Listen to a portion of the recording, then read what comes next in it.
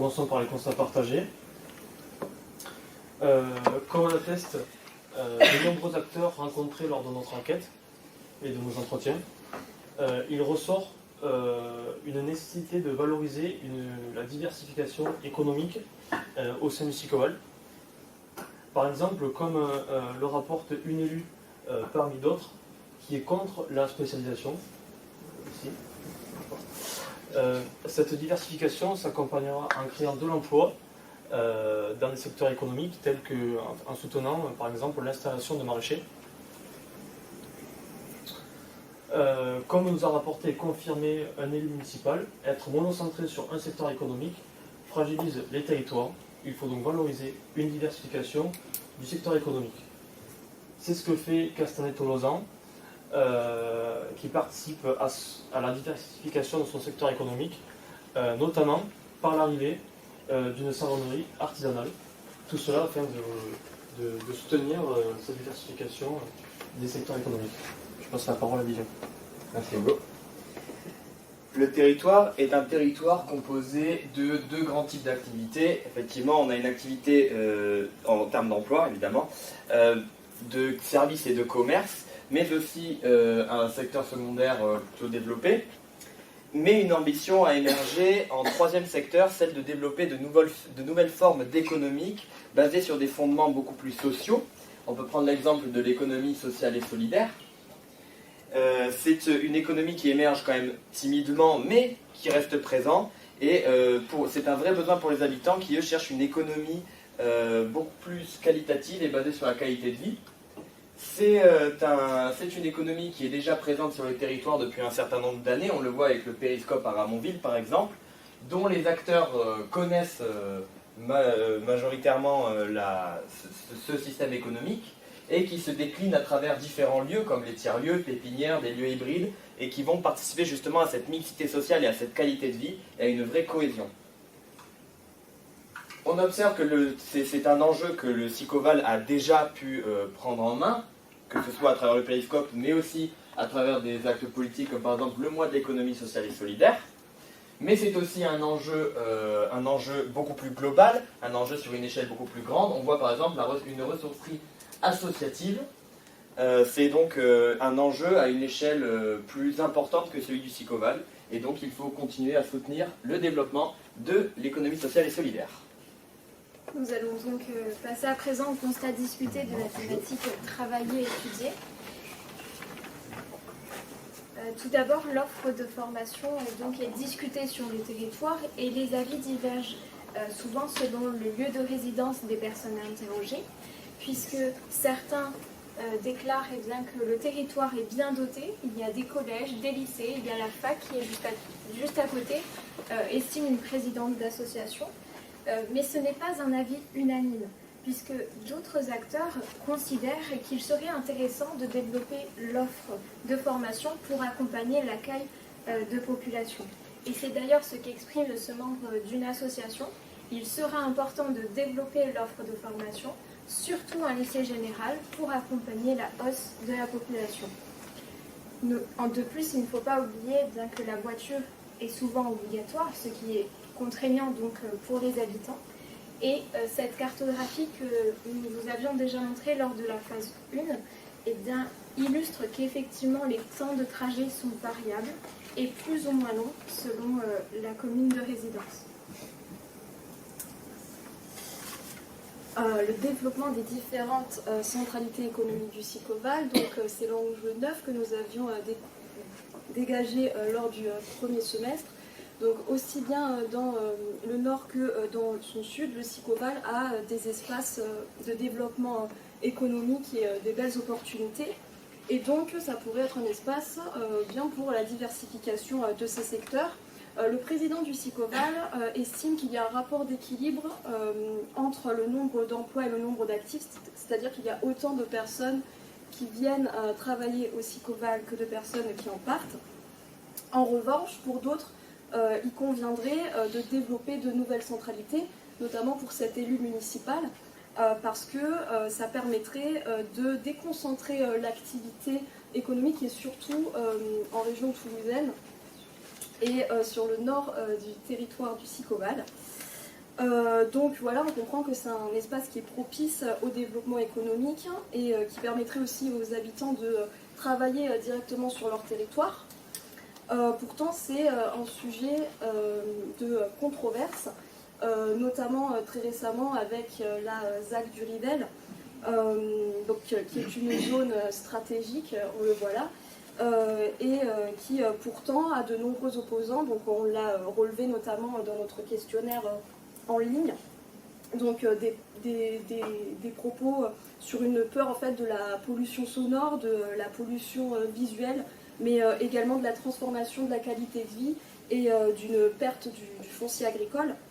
Pourtant, les élus estiment que c'est un projet prometteur. Donc, selon Jacques Auberty, ce projet s'inscrit dans une politique de développement économique, mais avec une prise en compte des enjeux actuels, notamment par un choix d'énergie positive. Ce serait la première ZAC à énergie positive de l'Occitanie.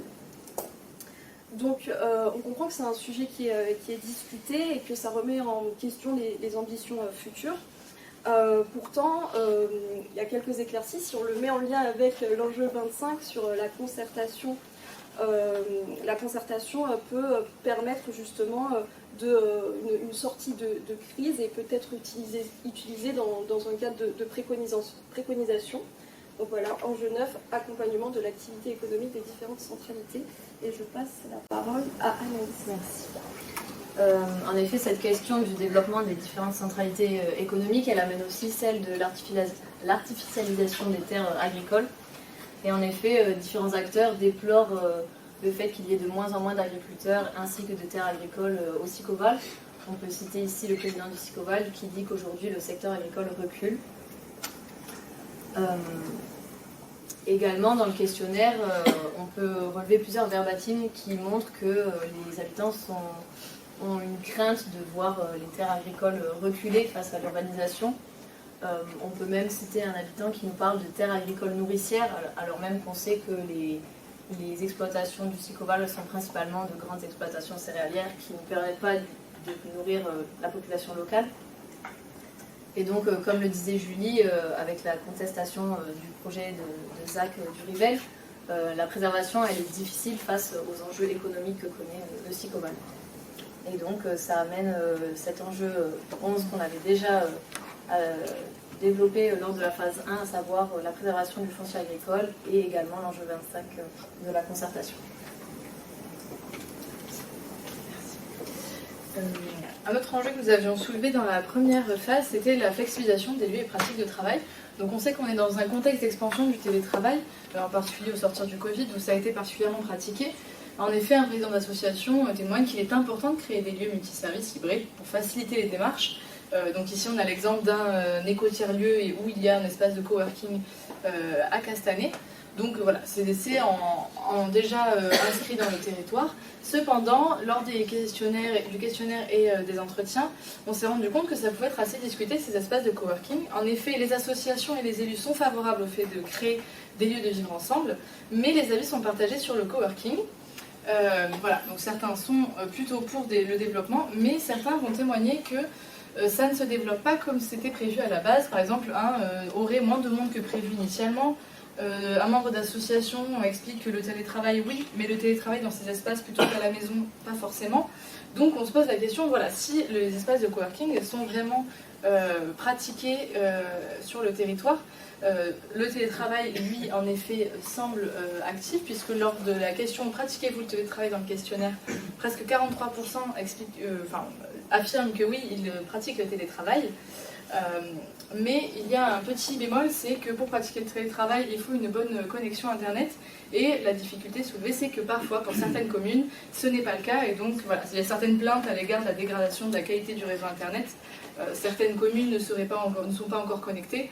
Et donc, ça pose le problème pour le télétravail à domicile qui semble quand même important pour certains habitants. Pour appuyer cette question de la connexion Internet, dans la revue de presse, nous avons souligné que Péchabou, dans la commune de Péchabou, Orange a activé son réseau 5G et c'est le rêve de plusieurs communes. Donc voilà, il y a quand même cette importance de la connexion. pour le télétravail en particulier. Et donc voilà, la question se pose quand même quant à la flexibilisation des lieux et pratiques du travail. C'est un peu discuté puisque le coworking est encore en cours et pas forcément dans les mœurs. Donc voilà, le télétravail oui, mais ça sera aussi à voir dans les années, ça reste un enjeu, mais encore à voir sur l'évolution. Et nouveau constat avec Hugo. Merci. Donc un seul nouveau enjeu est ressorti dans cette thématique, celui du développement de l'alimentation locale comme nouvelle filière économique. Les habitants déplorent qu'il y a un manque de commerce axé sur le local, l'alimentation locale. Dans un contexte d'exigence alimentaire, il paraît nécessaire de développer un projet conciliant la création d'emplois et le soutien à l'agriculture de proximité pour permettre aux personnes d'acheter des produits de qualité issus du local. Donc nous retrouvons ce type de projet sur le territoire du Sicoval, tel que l'usine de pâtes protéinées. La solution énoncée par le président du Sicoval, M. Auberti, serait de développer un projet alimentaire territorial afin de créer des circuits courts tout en impliquant les agriculteurs dans l'espoir d'approvisionner les restaurations collectives du Sicoval. En écho au discours des agents du Sicoval sur le développement de l'alimentation locale, de nombreux projets naissent en ce qui concerne l'alimentation. Le maraîchage bio tend à favoriser les petits producteurs locaux, comme ici à Fourquevaux, qui a accueilli une épicerie associative qui connaît un franc succès, dont on vous a déjà parlé, et qui illustre bien ce nouveau secteur économique qui est le développement de la filière de l'alimentation locale, qui permet donc de faciliter l'accès à des produits locaux et de qualité. En s'inspirant du benchmarking, à Joigny, en région Bourgogne-Franche-Comté, un projet d'élaboration d'un chantier d'insertion spécialisé dans le maraîchage biologique a vu le jour en 2022. Cette initiative permet de fusionner la dimension sociale et économique dans un espoir de développer une offre alimentaire locale tout en créant de l'emploi. Tout cela afin de répondre à un enjeu 26, celui de développer la filière de l'alimentation locale. Tout d'abord, juste un mot sur la mobilité. Les mobilités, de quoi parle-t-on? Alors, on a utilisé ce schéma qu'on a trouvé assez parlant, qui date de la L3 de l'année dernière, et qu'on s'est permis de réutiliser, qui classe en fait les mobilités en deux grandes catégories. Donc les mobilités autour des véhicules personnels et souvent polluants, donc qui sont assez présentes dans le Sicoval comme on va le voir, et les mobilités dites douces, donc les mobilités soit non polluantes, soit collectives, comme le rail ou le bus. Et dans ces mobilités douces, on distingue aussi des mobilités actives qui nécessitent un effort musculaire donc pour avancer. Donc différents types de mobilités pour différentes finalités. Donc les mobilités pendulaires, domicile-travail, qui sont assez présentes, les mobilités du quotidien qui recouvrent des mobilités pour emmener les enfants à l'école, aller faire les courses, etc. Ou encore des mobilités de loisirs qui, du coup, ici, la balade, par exemple, qui est assez présente dans le Sicoval aussi. Donc, sans plus attendre, notre premier constat partagé sur se déplacer, l'omniprésence de la voiture et la congestion automobile. Je vais d'abord parler plus en détail de l'omniprésence de la voiture. Donc, c'est un constat assez unanime sur l'hégémonie de la voiture au Sicoval et sa forte présence sur le territoire. Il y a vraiment des habitudes très ancrées dans les pratiques typiques du périurbain, doublées au Sicoval en plus d'une géographie peu encourageante, notamment sur les coteaux. Donc c'est difficile de laisser sa voiture. Et on a vraiment une surutilisation de la voiture à la fois pour les trajets pendulaires, car on a vu dans notre première phase de diagnostic que plus de 80% des gens utilisent la voiture pour aller au travail, mais aussi, et c'est là que c'est important aussi de le souligner, une surutilisation de la voiture pour les mobilités du quotidien.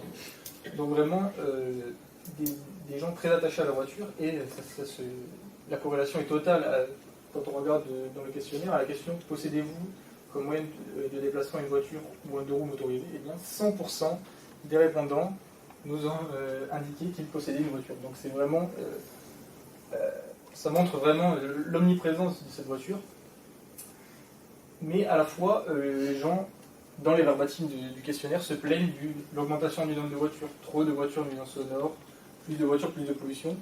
Donc ça pose aussi la question peut-être du rapport ambivalent des habitants du périurbain avec la voiture. C'est-à-dire que tout le monde a une voiture, mais on se plaint quand même que les autres en aient. Voilà, donc c'est une question qu'on a pu soulever. Mais pour finir sur une note positive sur cette omniprésence de la voiture, on a quand même sur le territoire une conscience citoyenne qui émerge sur le fait de ne pas développer davantage des projets liés aux infrastructures routières, comme ici dans cet article, où des voix s'élèvent contre le projet de prolongement de la RD 916 au sud-est de Toulouse. Donc certains habitants qui ont quand même une conscience et qui essaient de se battre pour essayer de baisser cette omniprésence de la voiture. Ici on voit dans ce verbatim, plus on crée de routes, plus les personnes utilisent leur voiture, c'est un phénomène bien connu. Et c'est vrai, donc ces habitants ont une vision différente qui pourra servir peut-être pour le futur du territoire et pour baisser cette congestion automobile dont vous parlez. Donc, nous allons voir que l'omniprésence de la voiture développe la congestion automobile, qui est un réel problème, surtout aux heures de pointe, et qui pèse sur la qualité de vie des usagers, qui est aussi qualifiée de point noir. Elle pèse sur la qualité de vie des usagers du fait qu'il y a les facteurs de stress et d'une perte de temps, ainsi que d'une mauvaise qualité de l'air. Elle est donc causée par la concentration de l'emploi dans le pôle urbain de Toulouse, au nord, et par l'utilisation massive de l'automobile. Les actifs en sont donc les plus touchés par leur trajet pendulaire, domicile travail. Après l'analyse du questionnaire, l'autopartage apparaît comme une des solutions pour diminuer les embouteillages et l'engorgement des voies rapides aux heures de pointe. Donc une des solutions serait de mettre en place un service d'autopartage sur un assez vaste territoire pour lutter contre l'autosolisme. Mais ce genre de démarche nécessite tout de même un travail de sensibilisation et de pédagogie constant pour inciter les conducteurs à changer leurs habitudes. Dans l'aire urbaine toulousaine, il existe déjà des services d'autopartage, mais elles ne desservent que quelques communes au nord du Sicoval, comme Labège ou Castanet. À souligner la présence d'initiatives au sein du Sicoval, telles que Carros ou le réseau Pouce. Ce dispositif pourrait alors être pensé sur une autre échelle, celle du Sicoval, en s'inspirant de la communauté de communes de Lunéville, située dans le département de la Meurthe-et-Moselle, qui a expérimenté la mise en place d'un service d'autopartage électrique pour des personnes n'ayant pas les moyens d'acheter ou d'entretenir leur véhicule, un véhicule. Ici, l'enjeu sera donc de limiter la congestion automobile et donc de réduire l'autosolisme. Je passe la parole à Anaïs. Merci. Et donc nous allons maintenant passer au constat discuté de cette partie-là. Le premier est celui du développement d'alternatives à la voiture. Il y a un consensus dans les discours sur cette volonté de vouloir développer des alternatives.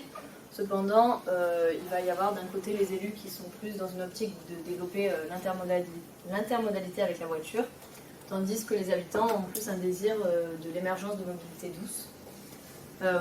Donc pour développer ces alternatives, ça va passer par la démocratisation du vélo à assistance électrique par exemple, mais aussi la construction d'un réseau de pistes cyclables sécurisées et enfin le développement des transports en commun. Et donc le Sicoval s'est déjà emparé de cette question en investissant 10 millions d'euros entre 2021 et 2030 pour construire justement un réseau cyclable sécurisé. Puisque dans les discours, que ce soit dans les entretiens ou dans le questionnaire, il est revenu la dangerosité de la voirie cyclable. Et en effet, si on regarde ce graphique issu des questionnaires, on constate que pour les habitants, les infrastructures sont inadaptées, voire insécurisées. Plus de 2/3 des répondants considèrent qu'elles sont mal ou très mal adaptées. justement parce que les aménagements ne sont pas suffisants. Et en ce qui concerne la voirie automobile, là aussi, plus de 50% des répondants considèrent que la voirie automobile est mal, voire très mal adaptée, et donc est dangereuse pour les différents usagers et usages de cette voirie.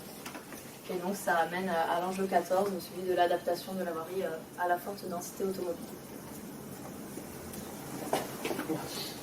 Dès à présent, nous allons voir que la question de la transversalité entre les ailes du papillon suscite un débat.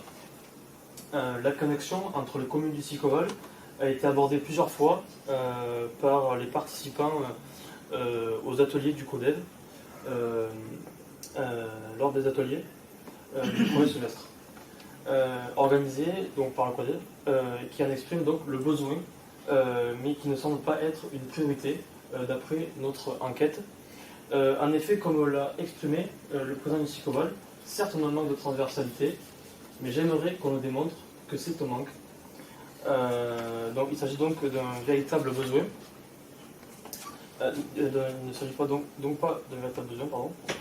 C'est donc un sujet controversé, car certains sont dubitatifs sur l'enjeu de la nécessité d'améliorer la connexion entre les ailes du papillon.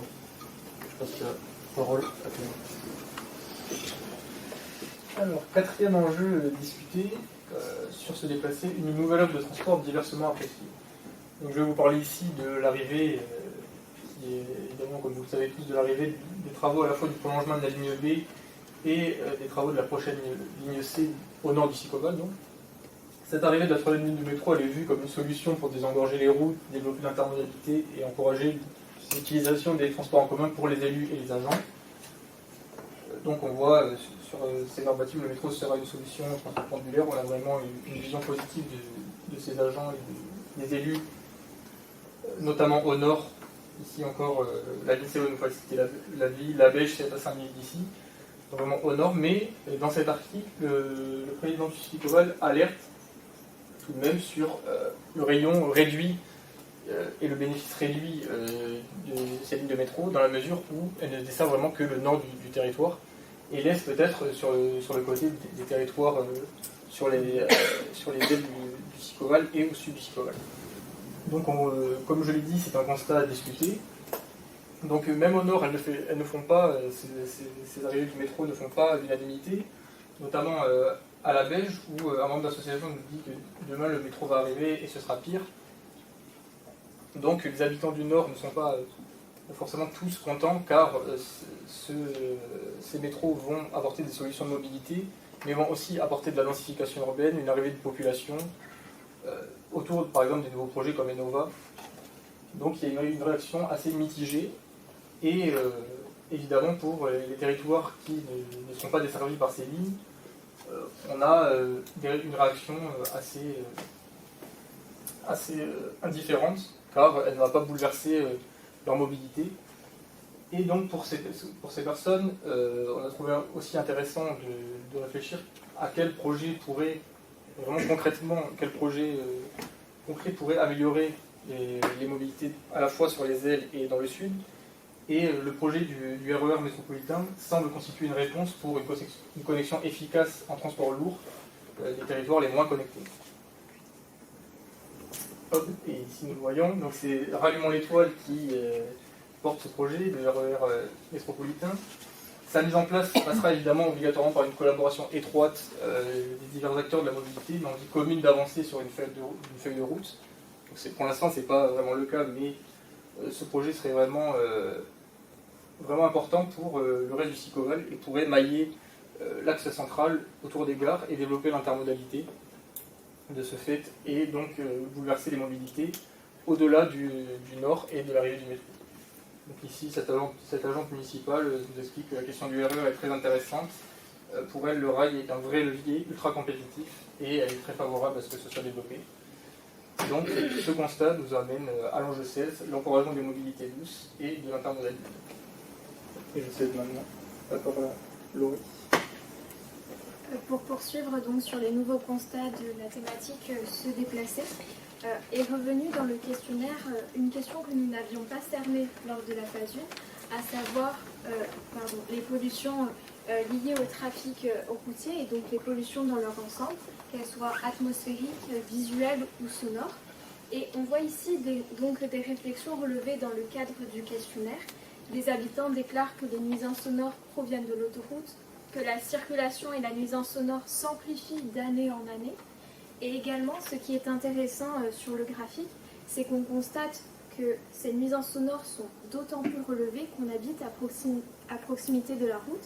Et c'est d'ailleurs ce que déplore un habitant qui déclare que les aménagements n'ont pas été pensés pour les habitants et donc se plaint du bruit de la route. Donc toujours dans la question de se déplacer, puisqu'il y a un besoin de plus emprunter les mobilités douces et alternatives, il y a le problème de la communication et de pédagogie, puisqu'il semblerait qu'il y ait un manque d'utilisation dû à la mauvaise communication. Certains, par exemple, une membre d'association explique qu'il y a des gens qui ne savent pas que les offres disponibles, voilà, il y a un problème de communication, peut-être faire un peu plus de pub, puisque un élu municipal appuie sur le fait que c'est un changement comportemental qui doit avoir lieu, et ça qui va être fait sur plusieurs années, mais pour ce faire, il y a vraiment ce besoin justement de communication. Par exemple, on peut prendre ce projet en cours à Castanet, où le café associatif du Grenier permet l'accueil d'une école vélo avec des animateurs. Donc ça veut dire qu'il y a des personnes formées pour cela qui vont venir justement accompagner les habitants à utiliser ces modes et voilà, le favoriser et l'encourager, puisqu'on appuie bien sur le fait qu'il faut faire la promotion de tout ça. Par manque d'informations, sinon on aurait un problème on aura moins d'usage. Un agent de Sicoval explique également que le Sicoval s'attelle à cette tâche puisqu'il fait ses efforts pour développer les pratiques du vélo sur le territoire sur un objectif de 10 ans, donc en termes d'infrastructure, de services d'entretien et de communication justement. C'est pourquoi on a un enjeu de communication et de pédagogie autour de ces modes alternatifs. Et également un petit point sur l'importance du vélo et l'impact que ça peut avoir. Dans la commune d'Échirolles dans l'Isère, il y a eu un projet, un plan de déplacement entreprise, donc c'est-à-dire il y a eu une mise à disposition des vélos pour les agents de la commune qui étaient en majorité OK dans une limite de 3 km.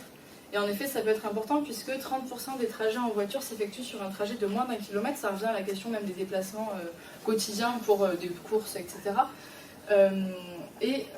Sauf que les mobilités douces sont souvent considérées comme l'une des solutions les plus concrètes, même si elles ne sont pas encore forcément les plus démocratisées. Le vélo, ça peut être un mode tout à fait compétitif, puisqu'à savoir une distance inférieure à 5 km, entre le domicile et le travail par exemple, eh bien, le vélo est souvent plus rapide que la voiture durant les heures de pointe. Donc c'est aussi un avantage en termes de temps, en plus d'être un avantage écologique, économique et plein d'autres aspects. Donc voilà, on en vient à cet enjeu 28 de communication et pédagogie autour des modes alternatifs existants et la mobilité douce. Et le dernier nouveau constat que nous avons fait est celui de la connexion intercommunale avec d'autres centralités que Toulouse. En effet, le Sicoval est assez bien relié, voire très bien relié à Toulouse. Cependant, si on regarde l'exemple du Murtin, les axes routiers ne sont pas de gros axes. Et il y a un enjeu autour de cette connexion, puisque la proximité géographique fait que certaines communes du Sicoval, à l'ouest par exemple, ont leur bassin de vie dans le Murtin. Et par exemple, à la Croix-Falgarde, il y a un projet de voie cyclable sur cet ancien pont désaffecté qui permettrait aux collégiens et aux lycéens de rejoindre leur établissement à Pain-Just-Arrêt dans le Murtin. Et donc ça nous amène à l'enjeu 29, celui du développement de la connexion avec d'autres centralités. À l'issue de ce diagnostic sensible assez riche, on prend conscience que le Sicoval est véritablement un moment carrefour de son histoire, que ce soit à la fois démographique, effectivement, c'est comme on le rappelle, ce territoire est présent dans la région la plus dynamique de France avec plus de 3000 habitants par mois, mais à l'intérieur même, c'est un territoire très dynamique avec une croissance entre 2013 et 2019 de 1,7% annuel. C'est donc un exemple emblématique du périurbain et du rural très proche, intimement lié à la métropole, qui continue à accueillir des habitants, mais aussi des actifs, mais qui doit malheureusement cesser de s'étaler avec les enjeux actuels qu'on connaît. Mais justement, cette croissance démographique va impacter toutes les dimensions du Sicoval, qu'elles soient territoriales, sociales, économiques, paysagères, environnementales, agricoles ou autres. Mais c'est surtout un territoire vieillissant, On observe que plus de 50% de la population est âgée de 45 ans, comme on a pu le constater dans la phase 1, et les acteurs en sont conscients. On voit un agent municipal qui nous dit territoire vieillissant, ou encore on ne voit pas les 18, 25, 30 ans, les jeunes qui sont autonomes mais qui n'ont pas de vie de famille. C'est pourtant un territoire qui est en train de se diversifier. Quand on voit les nouveaux arrivants en 2019, on voit qu'il y a une grande part des 15-29 ans, mais aussi une part d'enfants qui viennent avec leur famille. Donc c'est une population vieillissante, mais qui va se diversifier grâce à l'arrivée de nouveaux habitants. Néanmoins, on est conscient d'une inégale répartition des CSP. On observe que ces catégories sociales, à presque 40%, on est dans des cadres de professions intellectuelles ou professions intermédiaires, donc des CSP un peu plus, qui sont aussi, excusez-moi, mais qui vont changer avec une arrivée plus grande de logements locatifs, sociaux et collectifs.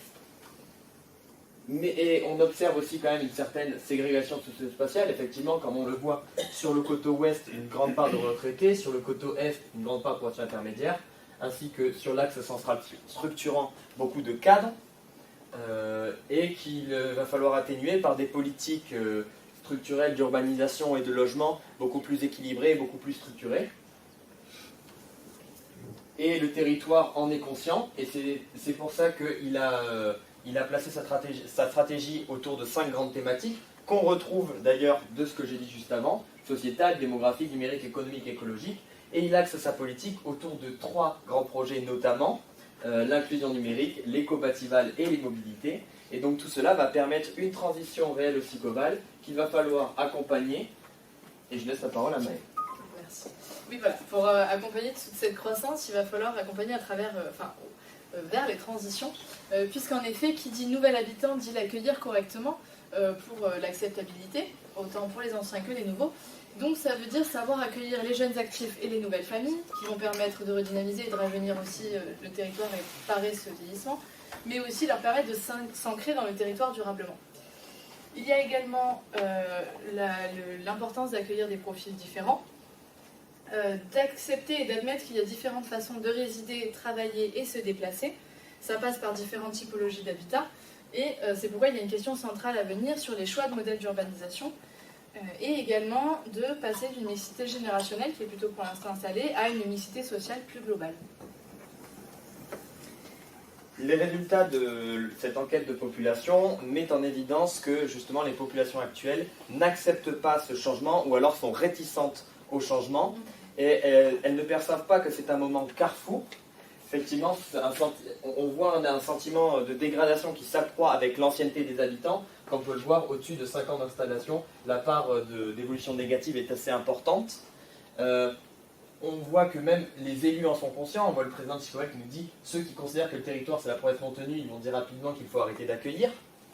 Mais cette perspective pour les faire accepter le changement, elle est nécessaire, et pour l'accompagner, il y a différents leviers, comme notamment une meilleure interconnaissance de l'autre, la concertation sur des projets et une plus grande part de démocratie participative. Et ce qui est inacceptable, c'est surtout de refuser ces transitions, puisqu'en les refusant, justement, on les subit. Nous avons, du coup, suite à cette conclusion, nous avons refait une rosace avec les nouveaux enjeux, tout en vous rappelant certains anciens enjeux. Nous avons réalisé plusieurs livrables, que ce soit le diaporama actuellement présent, ou les fiches communes enrichies par une revue de presse, là aussi très riche. Un benchmarking qui est allé voir tous les territoires similaires au SICOVAL que l'on peut observer en France, mais aussi des posters qui viennent résumer tout ce qu'on a pu vous dire, qui seront disponibles, que vous pourrez imprimer. Nous vous remercions de votre attention et nous restons disponibles si vous avez des questions.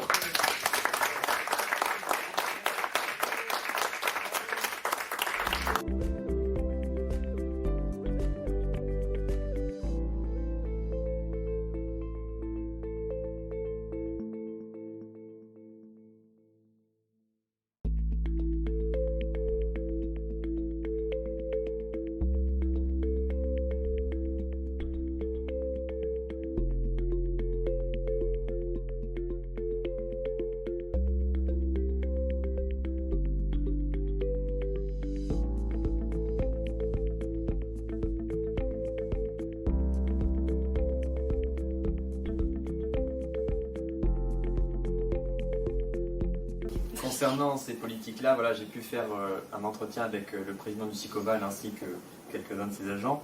Et beaucoup de réponses sont arrivées pour dire que oui, les documents d'urbanisme à une échelle intercommunale et des politiques beaucoup plus équilibrées sur l'ensemble du territoire serait une bonne idée, mais malheureusement c'est difficile à mettre en place, comme l'a dit Maë, parce qu'il y a beaucoup d'élus qui veulent quand même garder la main mise sur une certaine stratégie communale et territoriale, et qui ne sont pas forcément prêts à laisser la main au SICOVAL sans avoir quelque chose en retour.